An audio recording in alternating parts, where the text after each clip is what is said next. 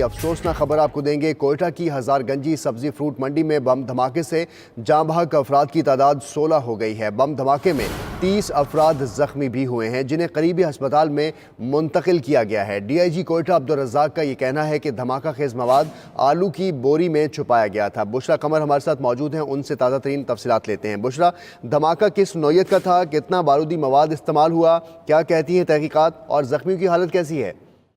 جی، اب سے کچھ دیر قبل جو ہے ڈی آئی جی کوئٹہ عبدالرزاق نے جو ہے جائے وقوع کا دورہ کیا تھا۔ ان کے ساتھ جب ہم ڈسپوزل اسکواڈ کا عملہ بھی موجود تھا، جس نے انہیں بتایا کہ دھماکہ خیز مواد جو ہے وہ آلو کی بوری میں چھپایا گیا تھا، اور اس کی نوعیت کا اندازہ لگایا جا رہا ہے کہ اس میں کتنا دھماکہ خیز مواد استعمال کیا گیا۔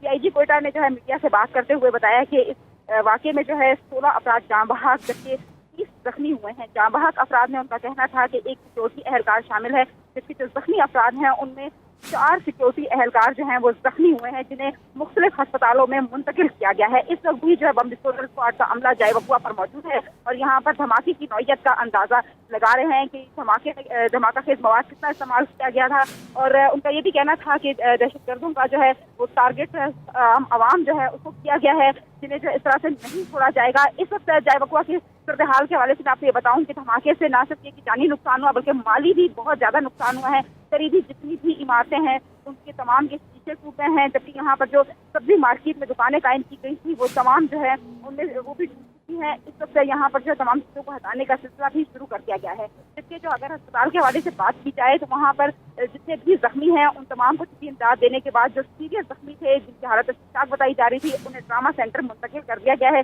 جبکہ جو معمولی زخمی تھے انہیں طبی امداد دینے کے بعد جانب روانہ کر دیا گیا ہے۔ سیکیورٹی فورسز جائے وقوع پر موجود ہیں اور تحقیقات کی جا رہی ہیں۔ اس افسوسناک واقعے میں 16 افراد جاں بحق ہوئے ہیں جبکہ 30 افراد زخمی ہو گئے ہیں۔ بشرا قمر، آپ سے مزید اپڈیٹس ملیں گے، اب تک کے لیے آپ کا بہت شکریہ۔